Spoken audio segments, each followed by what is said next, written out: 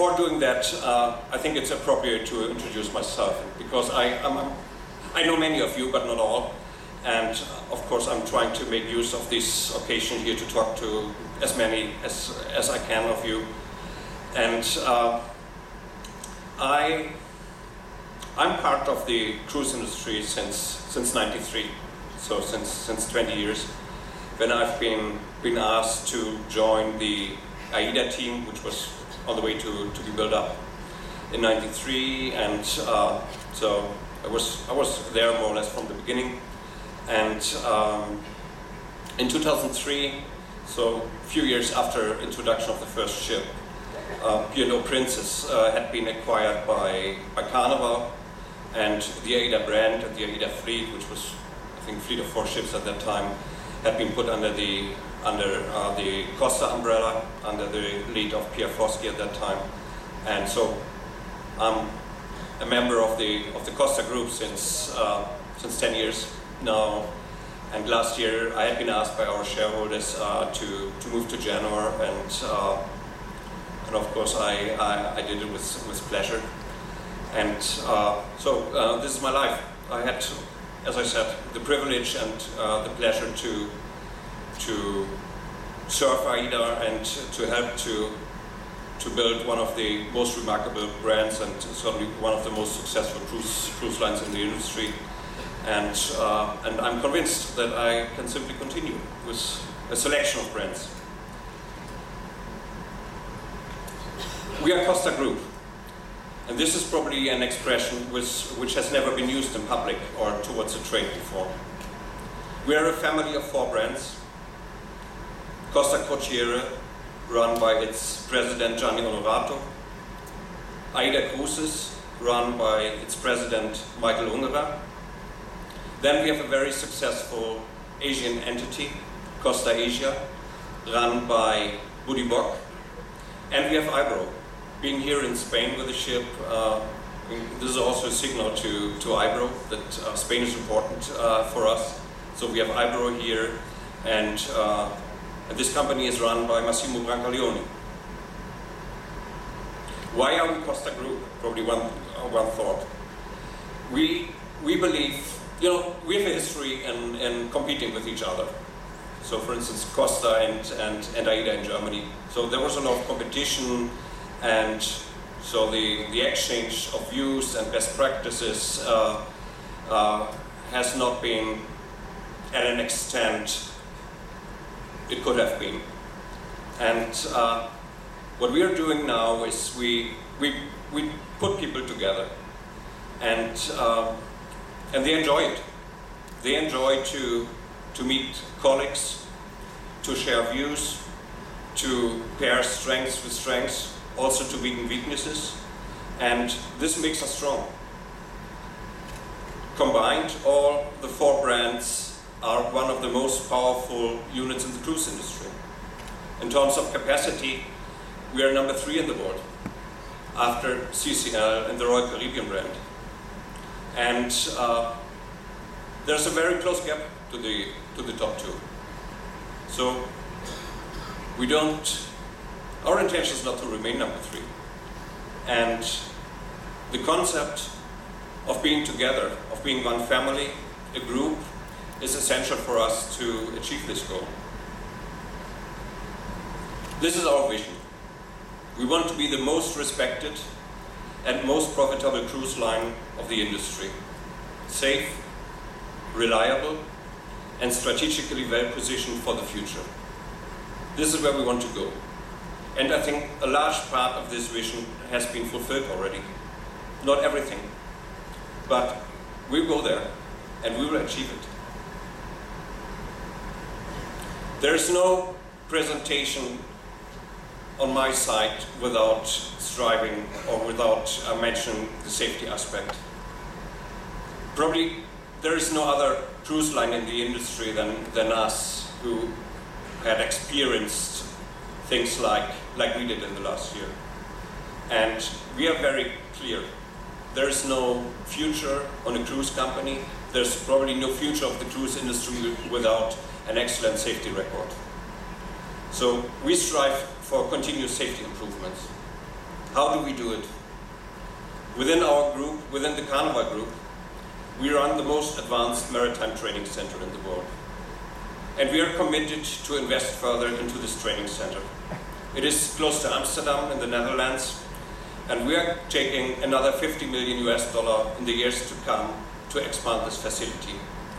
And we will train, as a group, more than 8,000 officers per year in Almere at a very high level. So it's a very good institution run by very experienced experts, and this is very, very regarded by our officers and captains as well. Running ships is not always easy, and there's a lot of things to discuss how to do it. The international law gives a lot of power to the captain as an undisputed leader of a ship's organization. Also a lot of responsibility, also in a legal sense. But there are ways to share responsibility without compromising the position of the captain. And this is what we do. So we will have, within the next 2 weeks, all our ships under a new bridge management system, which is more team-orientated and more collective. So we allow the officers to be more part of the decision-making process.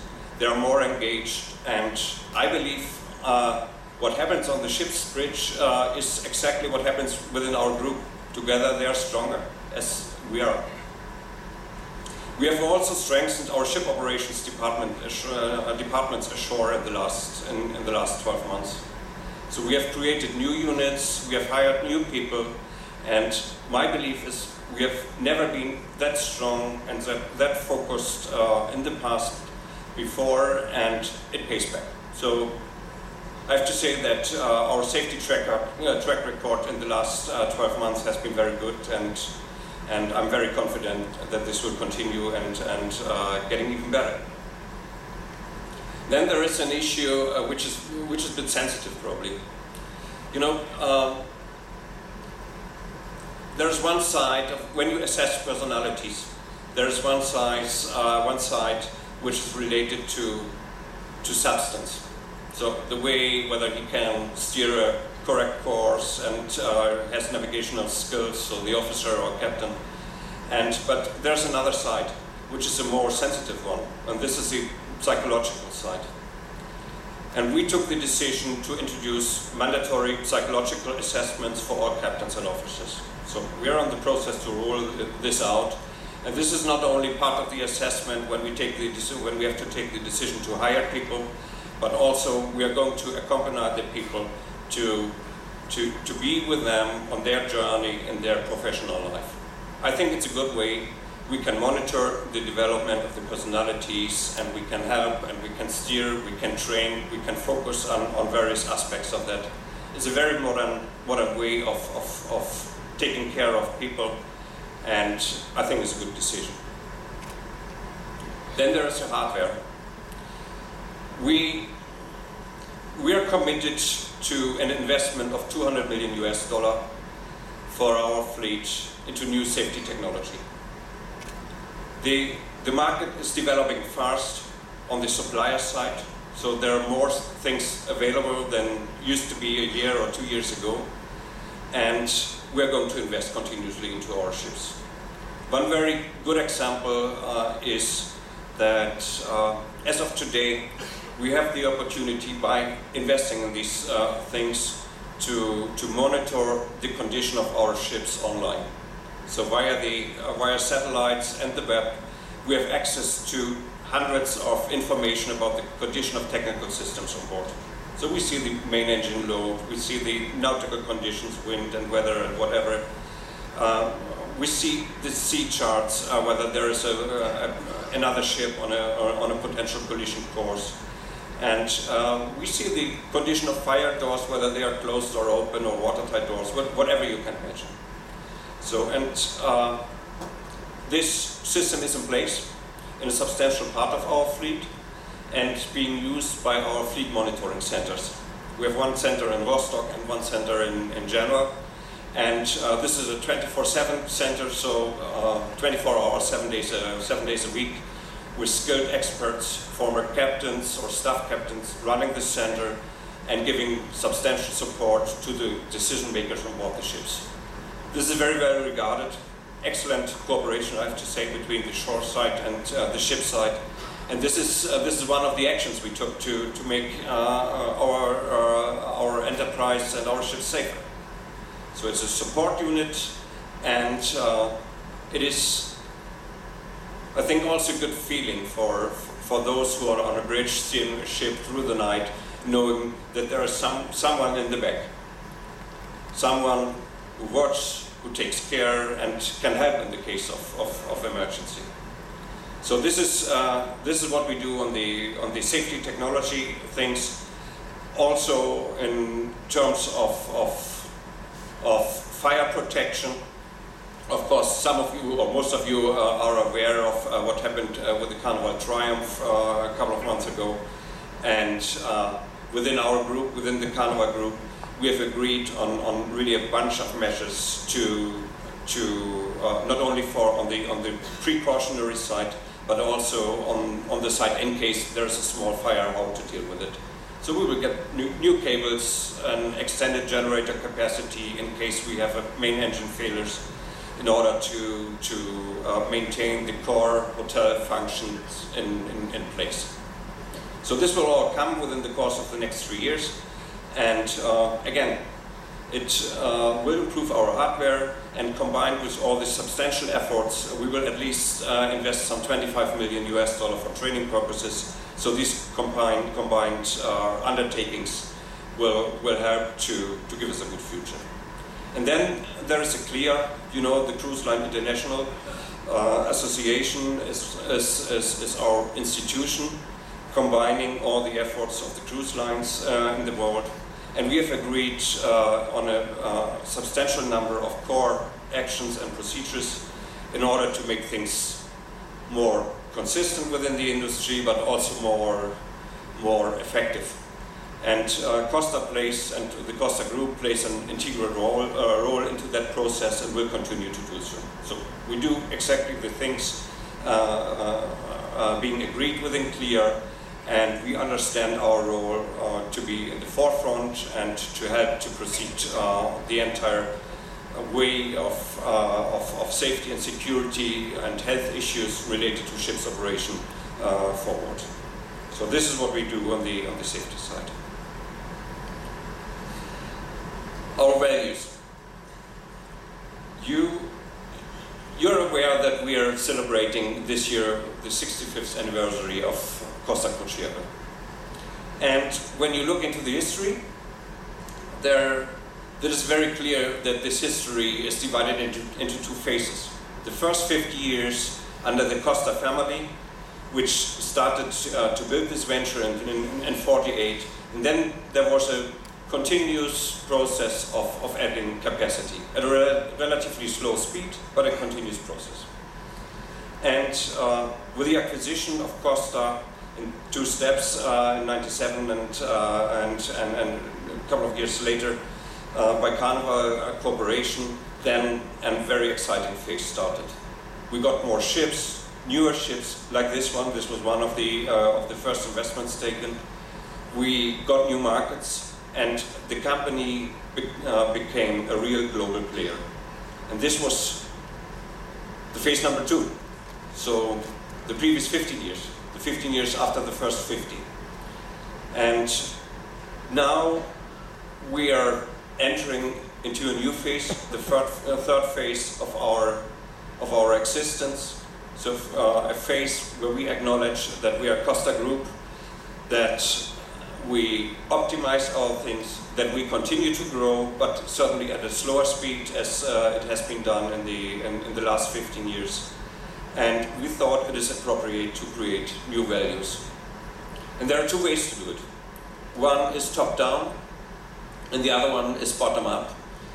And since we believe that values should not remain on paper, but a part of us, of our daily life and our daily behavior, we decided to start a very broad process. and to take us time to do it. And what happened here was we started in October, end of October, and we have just finished this process, and we have invited all stakeholders to participate, which was a bit which was very encouraging for us, and probably a bit of surprise to some who have been asked to join us, because we went even to competitors, asking them, how do you see us, and how do you want to see us in the future? How do you want to behave us? And many of you of the travel agents have been part of this process. And later we will show you a short video, and you will see that it had not been always nice what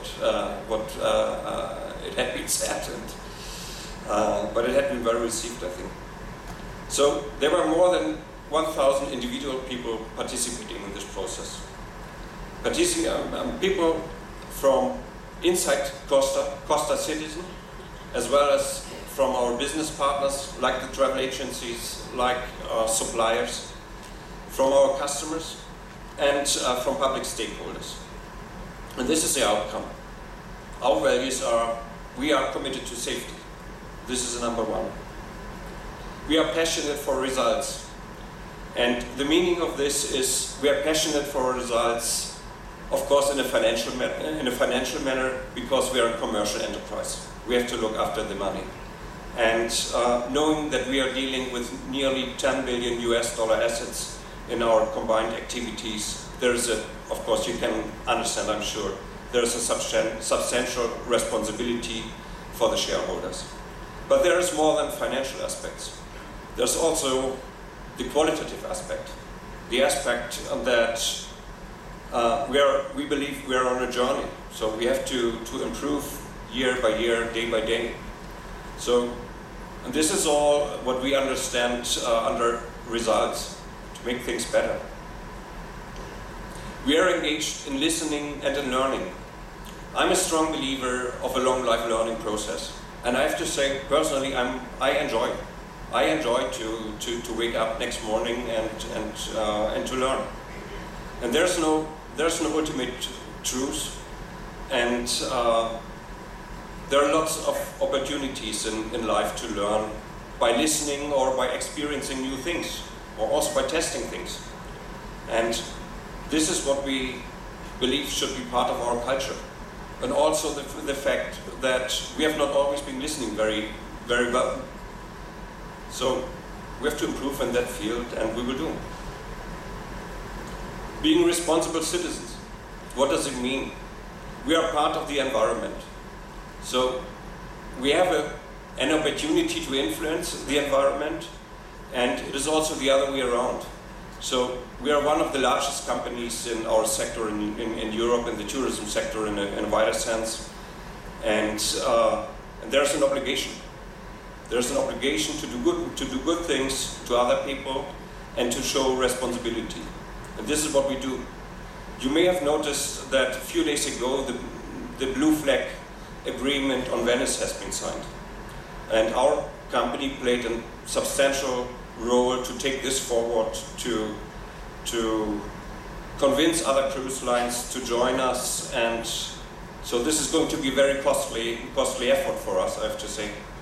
But I'm very convinced that this is the right thing to do, because it says that we are going to switch from heavy fuel oil to distillate in front of the pilot station in order to make sure that we don't use heavy fuel oil in the Lagoon of Venice, because we think it is not appropriate burning heavy fuel oil in front of the St. Mark's Square. So we do this, and because we believe it's the right thing, regardless of the cost. Caring and trusting people. We are in people business, and we like this, I have to say. We like this. And in our combined entity, there are nearly 30,000 employees. And as of now, as we sit here, we have more than 50,000 customers at the same time on board of our 27 ships. So it's 80,000 people at the same time we have to care. And then there are people like you and the public. And our general approach to people is that we trust. And this may imply that we're sometimes disappointed, but our general approach is to trust. And I hope that this comes back, that people trust us. So I think it's a good thing. And then the uniqueness and the simpleness in our delivery. Sometimes when we look into our things, I believe we have the tendency to make things complicated. And it is an irony, but obviously it is sometimes more difficult to make things easy than it looks like. But we don't want to be a procedure-driven company. We want to be a people-driven company. So we are on the way to formulate our things easier, to make things for our people on board easier, to deliver the product, and simply to think easier. And being easy means also that it is more convincing, because you don't lose people in explaining too much. So these 6 things should give us the right ground for the future, for the next phase of our development. Speaking about our markets, look at the chart here on the left side. Our focus is Europe in a wider sense, Asia and South America. And when we look into each of our main markets, then we detect that we have a market share of 45%. In some countries more, in some countries a bit below, but not far below, which is an excellent position. Thanks to all the efforts being made by you, by our people, and by many others. Our markets are still young, since the cruise industry is very young. It does exist only 30 years, so it's not an old industry, and not mature. And we believe, because of this early stage of development, these markets have substantial growth. These markets have a substantial growth potential, and we will exploit this potential. We will do. With these market shares, there couldn't be a better position to do it. And this implies also that we allocate capacity to the most sustainable markets. So we look into our business from the market side. We analyze the different countries. We look at the strength of the distribution, of the attitude of customers, of potential customers as well. So into market segmentation, also into the profitability and future profitability prospects of these markets. And then we decide how much capacity is going to go into each market. This is a process ongoing, and this allows us to give you the right thing, the right product into your markets. And then there will be growth. As of now, we have nearly 10,000 lower berths, or a bit more than 10,000 lower berths actually under construction. So there are 2 ships for the AIDA brand and 1 ship for the Costa brand as of now, and there's more to come. It's too early to disclose it, but there will be more. And this is not fishing for compliments here. It's very clear to us, the travel agents remain the number 1 for us. And then we have the bridge in normal condition.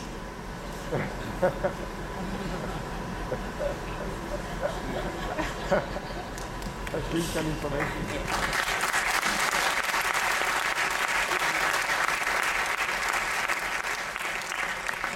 So we're people taking responsibility, and taking responsibility means to commit ourselves. And our commitment in your area is that we will continue to invest in the travel agents, because you are the backbone of our business. You are the strongest and most valuable way of distribution. We want you to have a fair and transparent coexistence of all distribution channels, to access all customer segments.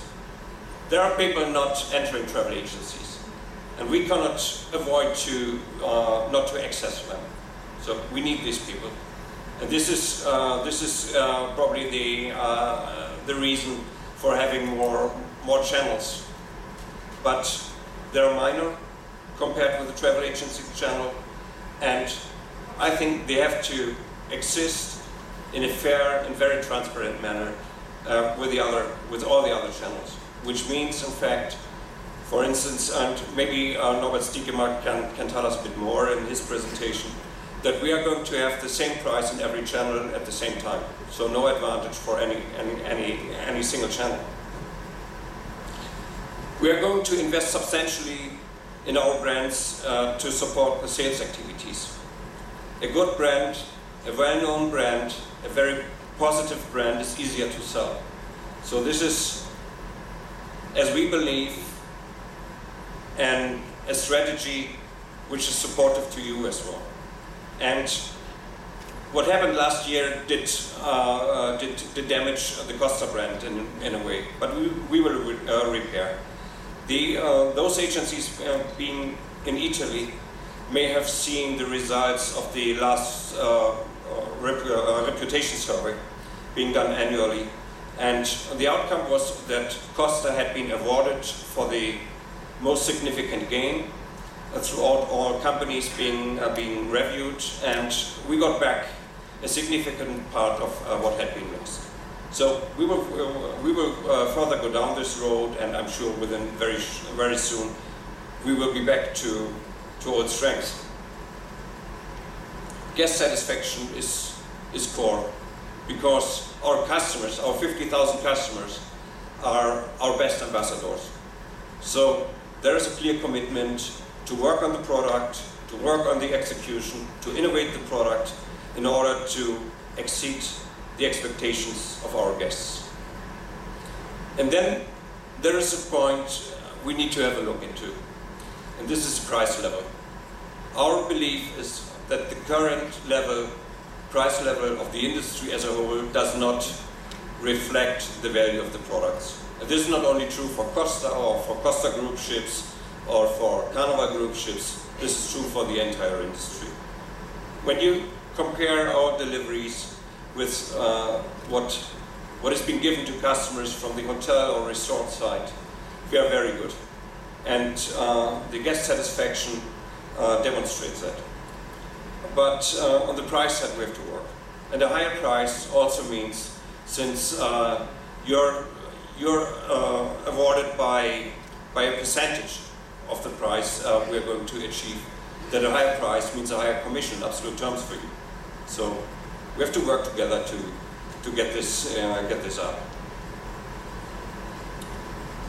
How can you contribute to our common success? Number one is continue to be part of us. Be part of us and understand that we are together. Help us to drive the change and contribute to the innovation. There is no standstill in life, so things are moving forward, and don't get lost. So move forward, think across, and go new ways, and you will have us on your side. And then I know that sometimes our business is not easy to do. It's very complex, and this is a moment on these days when you acknowledge this, that we have a huge privilege, the privilege making people happy. And you can do this in your role by offering a personalized and high quality service. So bind your customers on your travel agency a lifelong time. They can be with you the entire life. So it's depending on you. And then there's the aspect which complies with our values also. Simply tell us what we can do better. We have open ears, and you have a voice. If you don't tell us, we will never know. So you need to tell us, and you can criticize us in a constructive way, if possible. And then be optimistic about the future. We are in a young industry with a great future, and to say it with Monty Python, we always look at the bright side of life. So thank you very much.